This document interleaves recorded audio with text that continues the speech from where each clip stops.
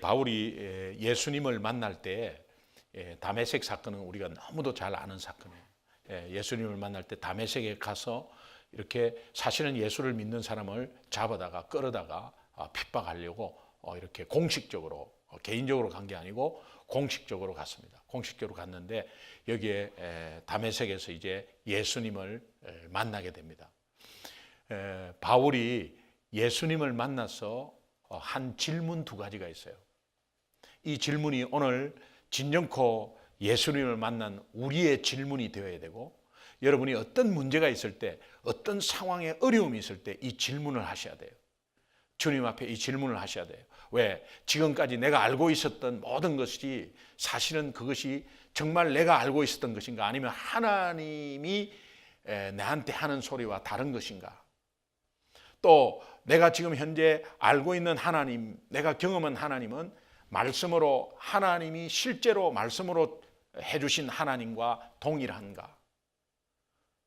또 내가 신앙생활을 하고 있는데, 지금까지 신앙생활을 했는데 이 신앙생활이 과연 하나님이 원하시는 신앙생활인가, 아니면은 내가 내 뜻대로 내 생각대로 한 신앙생활인가, 이런 것들을 한번 생각하면서 진지하게 하나님 앞에 이 사도 바울이 했던 질문을 우리가 하나님 앞에 했으면 좋겠어요. 첫 번째 질문이 8절에 나오는 질문인데, 주님 누구십니까? 하는 질문이에요. 주님은 누구십니까? 이 다메섹에서 정말 눈이 멀어서 완전히 빛을 보고 꼬꾸라지면서 주님을 만날 때에 그 했던 질문인, 사도 바울이 첫 번째 했던 질문이 주님 누구십니까? 내가 너무도 잘 알고 하나님을 잘 알고 있고 지금까지 내가 구약의 하나님을 꿰뚫고 있는데 주님 누구십니까? 내가 알고 있던 하나님, 내가 알고 있던 주님이 아닌가? 그러면 주님은 누구십니까? 이렇게 물어보는 거예요. 오늘 우리 인생에서 굉장히 중요한 질문에 속해져 있습니다. 이 땅의 모든 크리스찬들이 정말 직분 타이틀 다 내려놓고 이 질문을 하셔야 됩니다. 주님은 누구십니까? 사도 바울이 지식적으로도 그렇고 열심으로도 그렇고 하나님을 잘 알고 있었습니다. 그런데 그 잘 알고 있었는데 잘 몰랐어요. 자기는 너무도 잘 알고 있다고 생각했는데 잘 몰랐어요. 오늘 내가 신앙생활 잘하고 또 지금까지 하나님에 대해서, 예수님에 대해서 잘 알고 있었다고 하지만 사실 잘 모를 수 있습니다. 여러분, 어떤 문제가 왔을 때 주님 왜 이렇습니까? 나한테 왜 이런 문제를 주세요? 잘 모르는 거죠, 모르는 거죠. 하나님은 도대체 계시는 거예요? 안 계시는 거예요? 지금까지 신앙생활한 예수님에 대해서 잘 모르는 거죠, 모르는 거죠. 주님은 누구십니까? 진지하게 한번 묻는 그런 시간들을 한번 가져보시면 좋겠어요. 이 바울이 정통 유대인이고 바리새인 중에 바리새인이고 가말리엘 문화생, 로마 시민권자, 엄청나게 배경이 좋아요. 이 사도 바울의 집안이 굉장히 좋아요. 정통 유대인으로 아버지가 유대교 중에서 아주 존경받는 랍비였어요. 그런 가운데서 아이를 어릴 때부터 얼마나 유대 교육을 철저하게 시켰습니다.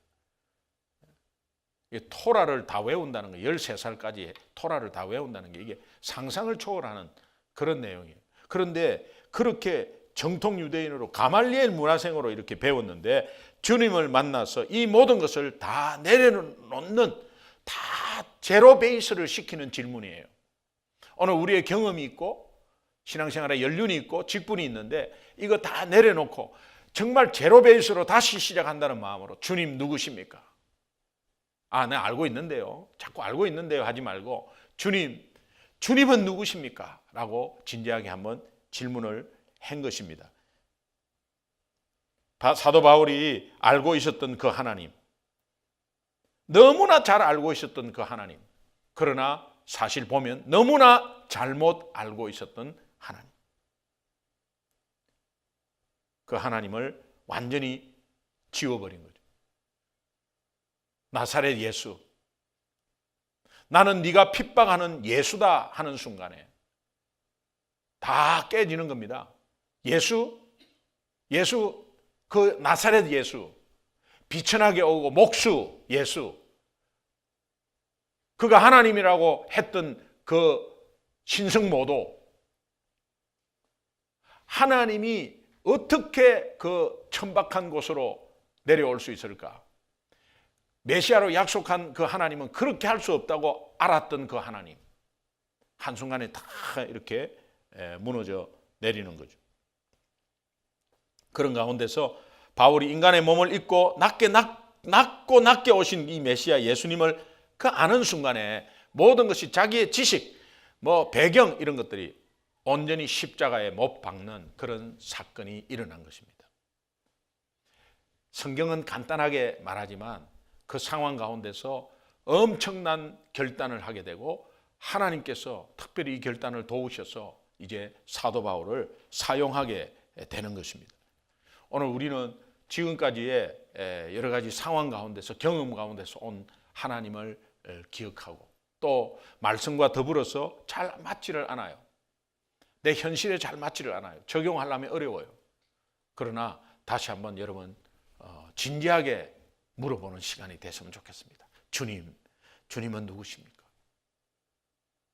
따라합시다. 주님은 누구십니까? 네. 우리 삶 속에서 어떤 어려움이 왔을 때도 한번 이 질문을 해보십시오.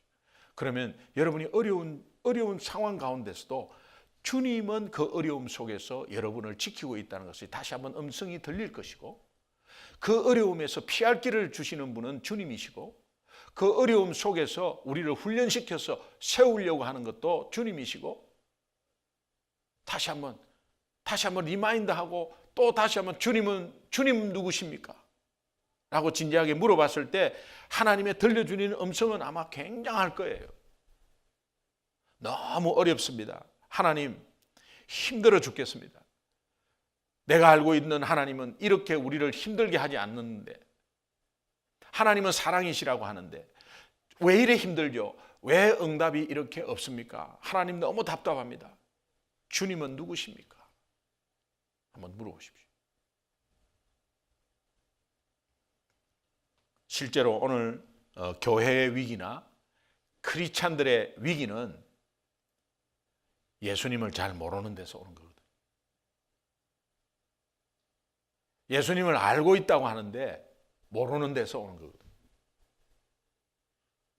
저도 목회하면서 잘 모르겠어요. 너무나 복음이 선명하고, 정말 복음이라는 게 너무 선명하고, 예수님이 정말로 이 땅에 오신 하나님이시고 그분은 우리를 위한 구원자이시고 십자가에서 완전히 끝낸 분이라는 것을 너무도 확신하는데, 현실이 너무 동떨어지니까, 내 목회 현실과도 동떨어지니까, 그러니까 그때 갈등이 오는 거죠. 갈등이 오는 거죠. 그리고 고민이 오는 거죠. 모르는 거죠, 아직까지. 그때 주님 누구십니까? 주님은 누구십니까? 그러면 잔잔하게 아마 여러분 마음속에 들려주는 음성이 있을 거예요. 그것이 응답이에요.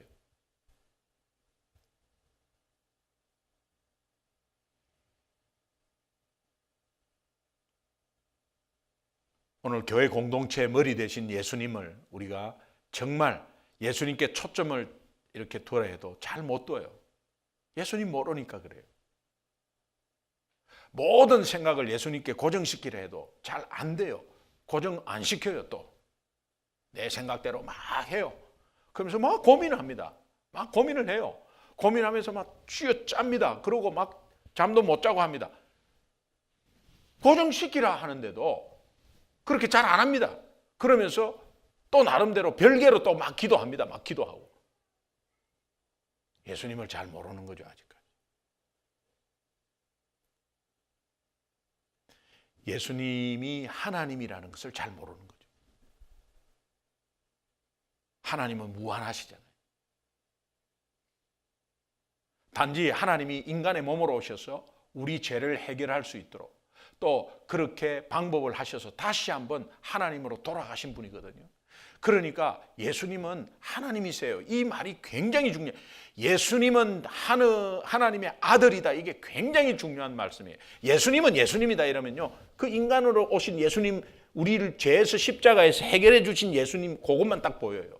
근데 하나님이라는 이 사실을 다시 한번 두면, 그 하나님이 이 땅에 오셔가지고 그런 과정을 통해서 다시 한번 하나님으로 돌아가신 그 과정을 보면, 오늘 우리가 예수 믿는 것은 하나님을 믿고 있는 거고 하나님을 만난 거거든요.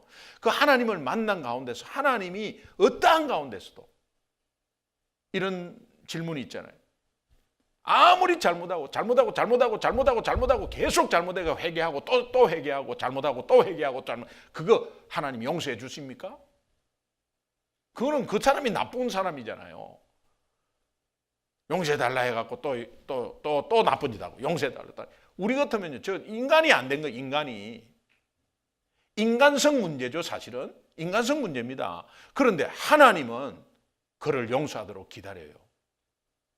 하나님은 그를 용서해요. 하나님이 우리 같은 줄 아는 거예요. 하나님이 굉장히 마음씨 좋은 사람의 하나의 대변으로 이렇게 대입을 해요. 그래서 하나님이 용서해 주시던데 저런 거는 용서 안 할 거야. 근데 하나님은 기다려요. 마지막은 심판해요. 근데 기다려요.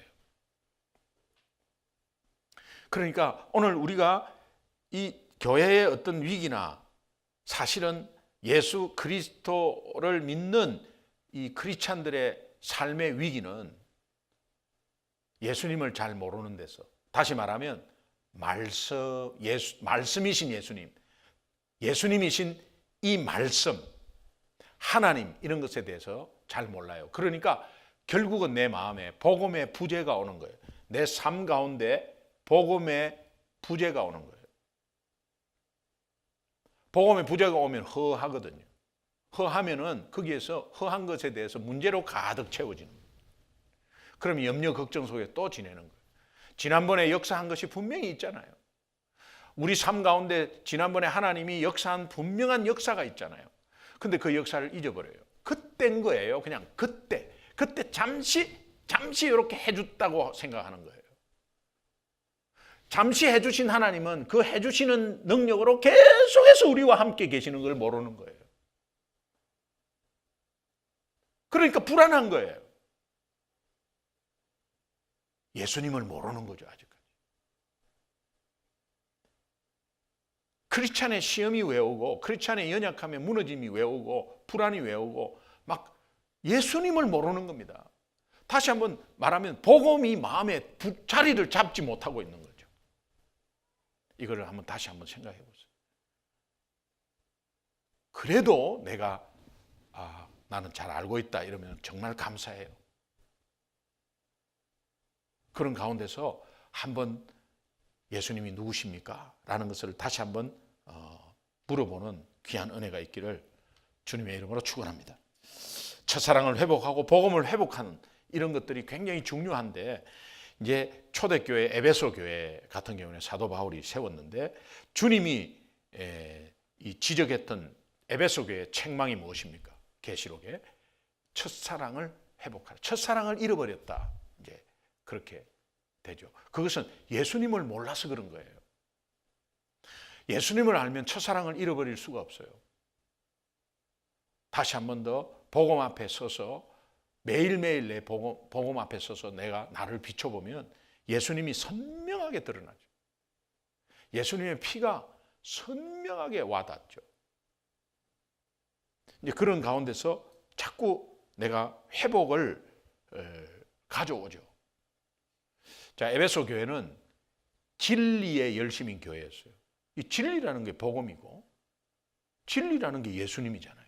그럼 예수님에 대해서 열심히 해야 되는데 진리에 열심이다 보니까 진리가 복음인 줄을 모르는 거죠. 그러니까 예수님을 잘 몰랐던 거예요, 에베소 교회가. 근데 사도 바울이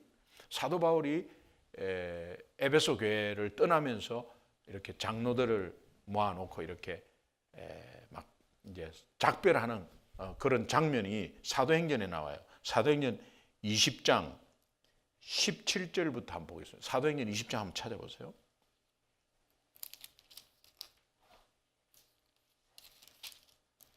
사도행전 20장 17절부터 한번 보시면 같이 한번 읽어 보실까요? 17절부터 쭉 한번 읽어 보실까요? 자, 시작. 바울이 밀레도에서 사람을 에베소로 보내어 교회 장로들을 청하니 오매 그들에게 말하되 아시아에 들어온 첫날부터 지금까지 내가 항상 여러분 가운데서 어떻게 행하는지를 여러분도 아는 바니 곧 모든 겸손과 눈물이며 유대인의 관계로 말미암아 당한 시험을 참고 주를 섬긴 것과 유익한 것은 무엇이든 공중 앞에서 각 집에서나 거리낌 없이 여러분에게 전하여 가르치고 유대인과 헬라인들에게 하나님에 대한 회개와 우리 주 예수 그리스도에 대한 믿음을 증언한 것이라.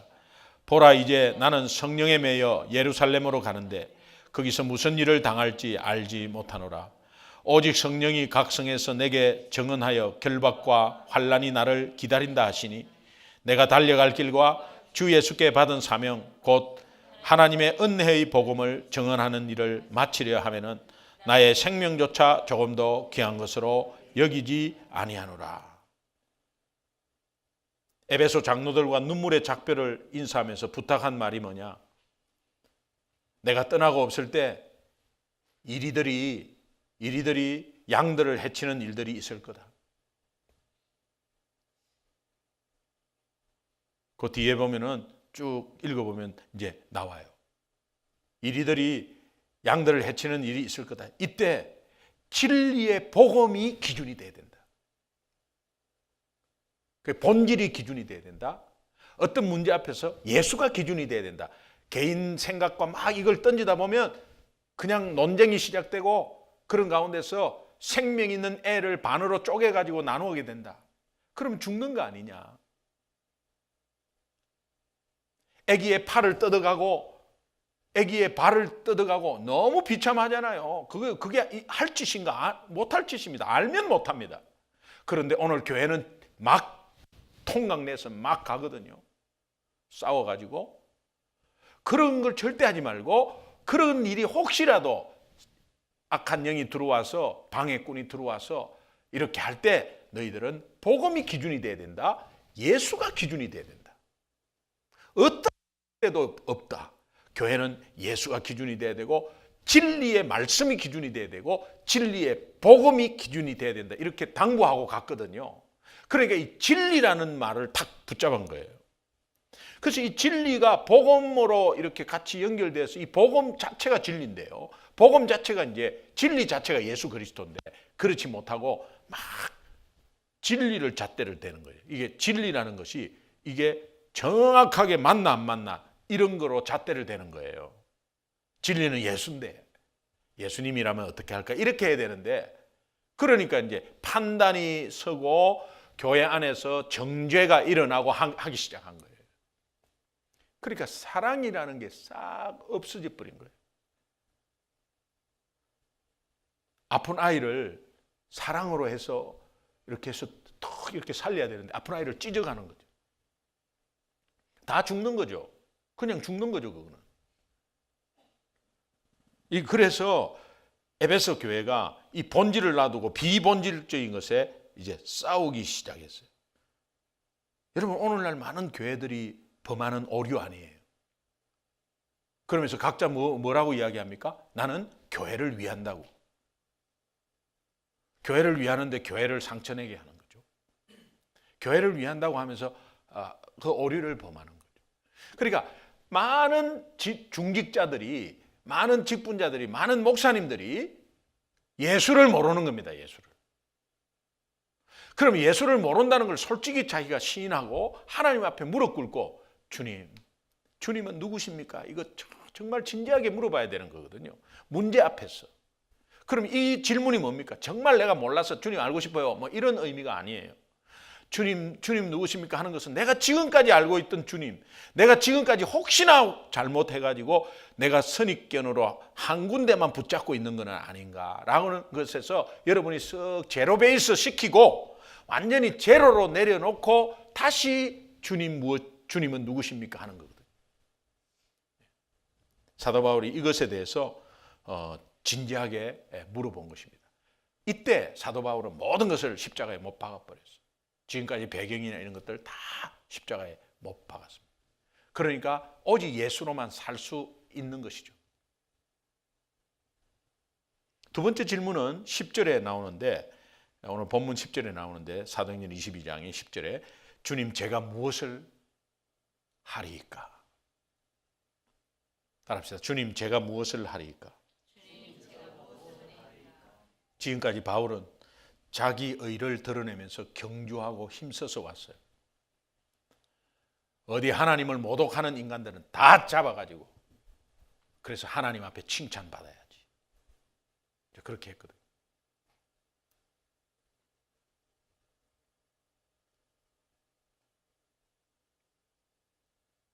그는 다메섹에서 자기가 박해하던 예수님, 메시아, 그분이 바로 그리스도라는 것을 깨닫고 나서 이때까지 하나님에 대해서 알았던 것이 전부 다 백지 상태로 다 싹 다 지워버리면서 그것을 깨달으니까 이제 내가 지금까지 한 것은 아니었다는 거죠.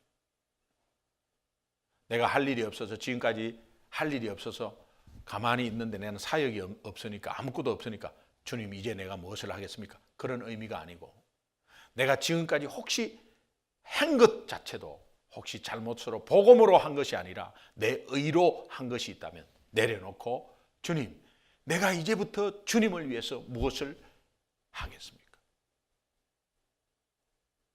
여러분, 사랑나눔 축제 같은 경우에도 태신자를 위한 것이다, 우리의 오늘 영적 각성을 위한 것이다, 둘 다 합해서 공통분모가 뭐냐? 예수를 위한 것입니다.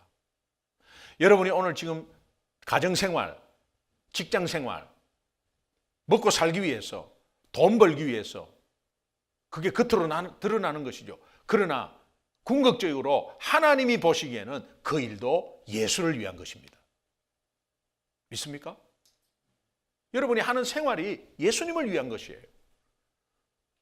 예수님을 위한 것이에요. 그래서 주님, 제가 무엇을 하리이까? 이 질문이 굉장히 중요한데, 여러분, 인생은 60부터가 아니고 주님 만나고부터예요. 정말 인생은 어떠한 상황 가운데 인생은 70부터다, 60부터다, 그래서 내가 열심히 할 수 있다, 아닙니다. 인생은 십자가 통과한 뒤부터예요. 주님을 완전히 알고 난 뒤부터.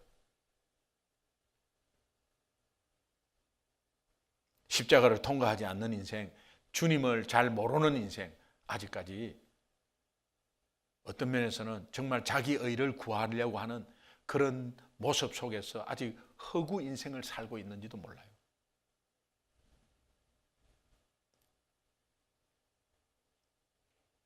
오늘 시대는 계속적으로 썩고 있습니다. 또 이 시대는 계속적으로 지금 죄 가운데로 빠져들고 있습니다. 그런 가운데서 우리 크리스찬으로서 특별히 우리가 가정을 세워 있고 우리 자녀들 함께 있는 가운데, 주님, 내가 가정에서 주님을 위해서 무엇을 해야 합니까? 내가 직장에서 주님을 위해서 무엇을 해야 합니까? 내가 교회에서 주님을 위해서, 교회 공동체, 주님의 몸인 이 교회 공동체 지체로서 내가 주님을 위해서 무엇을 해야 합니까? 예수님을 진정코 만난 사람이라면.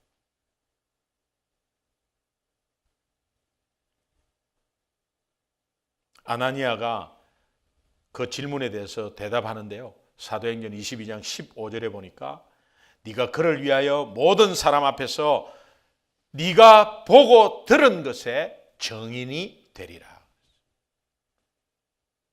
아나니아가 답을 해주는 것은, 주님, 내가 주님을 위해서 무엇을 하겠습니까? 증인이 되라는 거예요. 주님의 증인이 되라는 거예요. 여러분, 주님의 증인 되는 것은 여러 가지가 있어요. 고구마 전도 학교 할 때 제가 전도란 뭐라고 그랬죠? 그래서 여러분은 고구마 전도 학교를 다시 해야 돼요. 주님, 내가 무엇을 해야 돼? 고구마 전도 학교 하겠습니다. 지금 새롭게 막 배우는 데는 막 그걸로 뒤집어지고 있는데 전혀 깜깜무소식인. 그러고 나서 옛날에 들었던 거 뭐 기억이 안 나잖아요 벌써. 그게 왜 기억이 안 나겠어요? 삶의 적용이 전혀 안 되기 때문에 그렇거든요. 그럼 뭐 그게 고구마 전도학교를 8주를 1기 2기를 하면 뭐하냐 이거죠. 중요한 것은 여기에 또 연관이 되기 때문에 그래요. 제가요 설교 때는요 고구마 전도학교 내용을 되도록이면 안 하려고 그래요. 왜? 또 저 이야기 또 하고는 이럴까 봐. 그러나 사실 그건데 사실은. 오늘 우리 삶에 보세요. 지금 아나니아가 사도 바울에게 네가 보고 들은 거 경험한 거 증인이 되라 그랬잖아요. 자, 증인이 되라는 것은 전도자가 되라는 이야기예요. 자, 그러면 전도는 세 가지잖아요. being, doing, telling.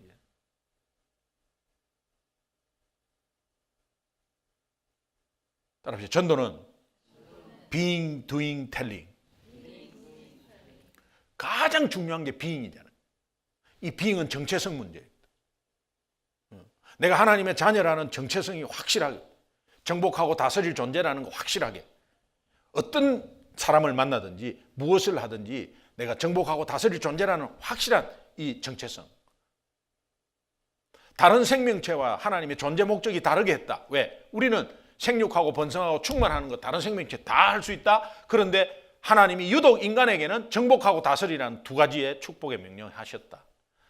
우리는 다른 생명체가 다른 인간의 존재 목적 자체가 정복하고 다스리는 무엇으로? 복음으로. 다스리는 것은 섬김으로.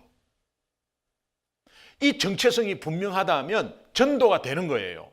이 정체성이 확고하게 계속해서 가지고 있으면 옆에 있는 사람이 막 풀려요. 옆에 있는 사람 악한 영이 붙잡고 있는 게 악한 영이 씩씩씩 놔줘요. 그러니까 그런 정체성이 확실한 사람 옆에는 전도 대상자가 나타나는 거예요. 근데 본인의 정체성마저도 잃어버리고 본인의 정체성이 없으면 전도 대상자는 엄청난 견고한 성으로 딱 버티고 있어요. 전혀 접근도 못해요.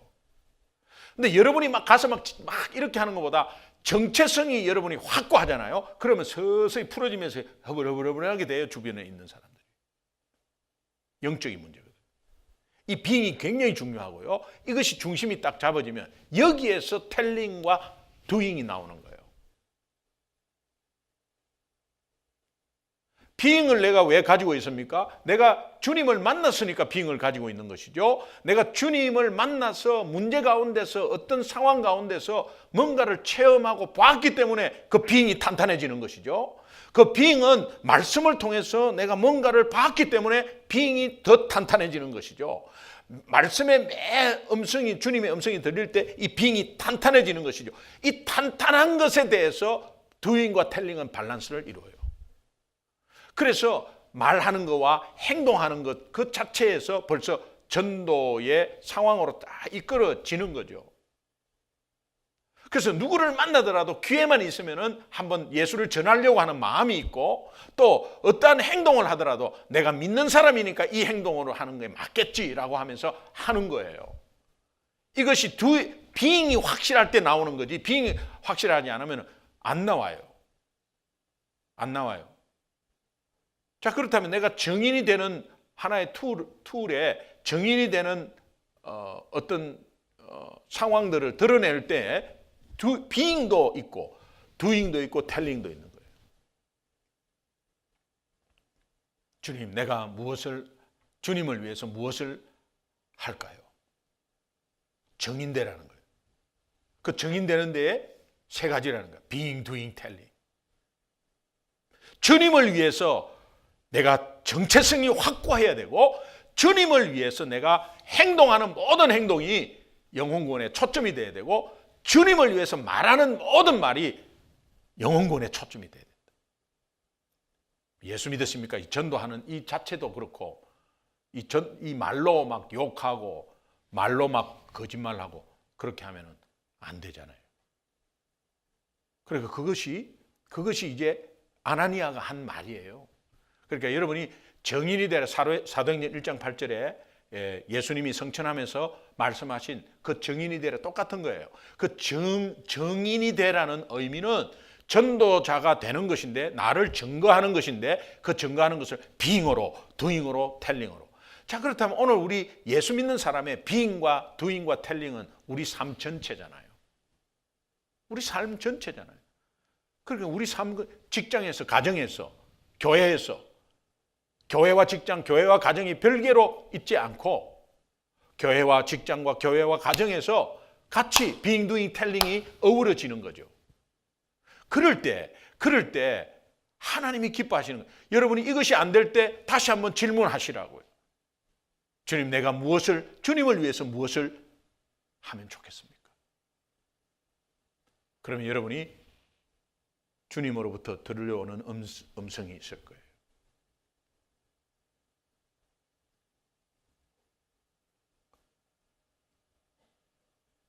바울이 이것을 비전으로 삼았어요. 정인이 되는 것을 비전으로 삼았어요. 여러분, 내 삶 자체가 정인된 삶이라면 내 삶이, 하나님이 주신 내 삶은 지금까지 있던 건 다 십자가에 못 박고 새롭게 준 그 삶이 비전이 돼야 되는 거예요. 앞으로 방향이 다르잖아요. 이제는 잘 먹고 잘 살고 좋은 집 가지고 이런 게 아니잖아요. 예수님을 위해서, 하나님을 위해서 내가 하는 것이니까 그것이 비전이죠. 여러분, 이런 비전을 알지 못한 것을 여러분 회개했으면 좋겠어요. 사도 바울은 이때까지 하는 그런 것들에 대해서 정말 내가 내 의를 드러내고, 오늘 우리가 신앙을 좀 대입하면 내가 자꾸 기복신앙을 가지고, 그러면요 여러분이 지쳐요. 기복신앙을 왜 가졌습니까? 그거 가지지 마세요. 이렇게 하는 게 아니에요. 기복신앙을 가지면 신앙생활 해봤자 계속 지쳐요. 힘들어요. 그 힘든 일을 왜 자꾸 하세요? 그러나 기복신앙이 아닌 하나님의 정인된 삶의 비전을 두면 여러분 어려운 것들을 계속 이기게 돼버린다니까요. 강한 용사가 돼버려요. 아무것도 아니게 돼요. 어려움이 왔어도 괜찮아요. 괜찮으면 괜찮은 거예요, 그게. 네. 근데 아무것도 아닌데 막 계속 겁나하고 막 벌벌 떨고, 그 사탄이 얼마나 재밌겠어요, 갖고 놀기가. 비전이 없으니까 그래요. 그 비전이 하나님이 주신 비전이에요.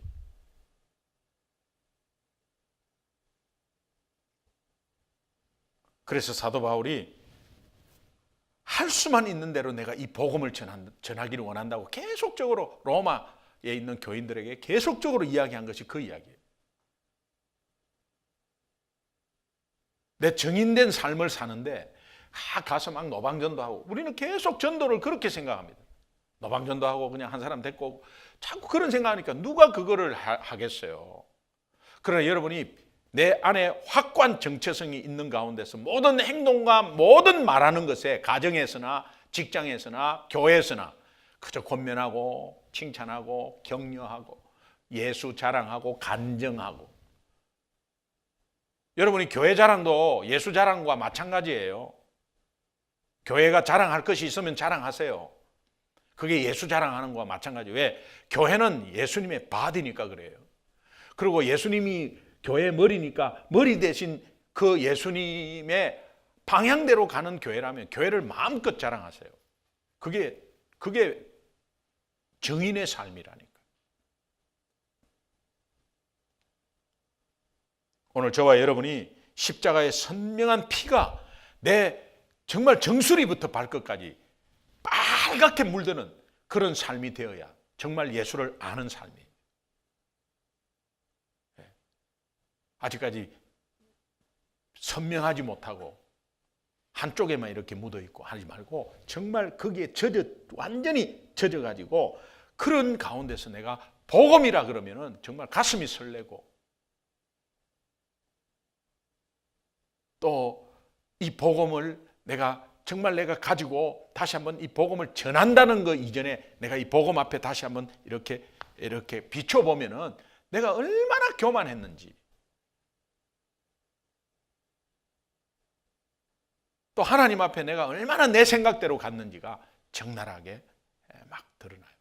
이제 이런 것들이 여러분이 교정되어 갈 때 하나님이 굉장히 기뻐하시는 거예요.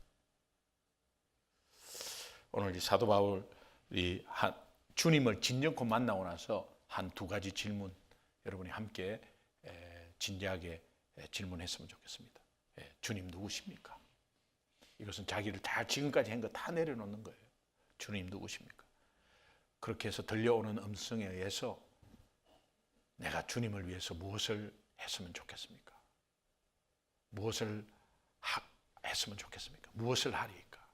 한번 질문을, 이 두 가지 질문을 하는 가운데서 여러분이 다시 한번 복음 앞에서 좀 정제되고 또 복음 앞에서 깨끗해지고 또 다시 한번 일어서는 그런 귀한 기회가 되기를 주님의 이름으로 축원합니다. 우리 같이 기도 한번 하겠습니다.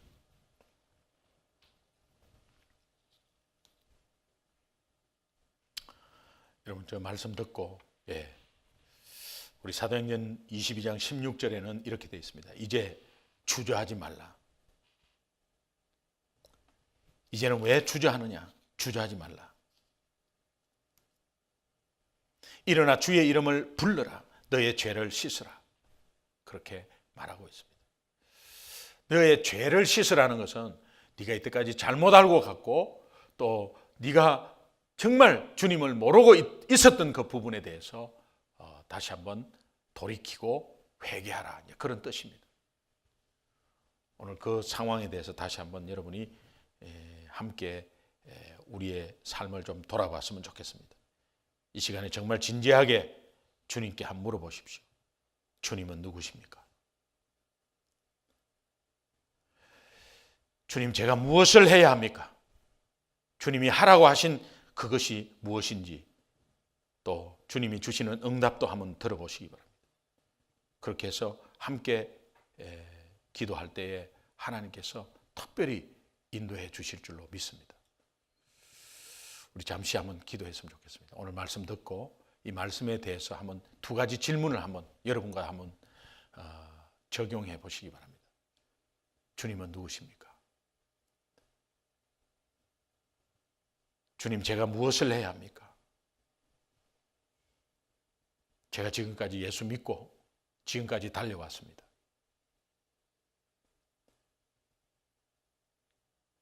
과연 주님이 하신 말씀대로 순종하며 달려온 길인가?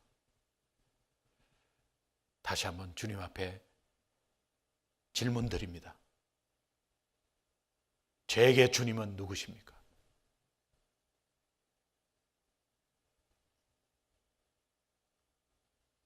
주님, 제가 무엇을 해야 합니까? 이제 주님을 위해서 무엇을 해야 합니까? 이 두 가지 질문 앞에 여러분이 함께 기도하겠는데 내 기도 소리가 귀에 좀 들릴 수 있도록 한 2, 3분만 이렇게 한번 간절히 한번 기도하도록 하겠습니다.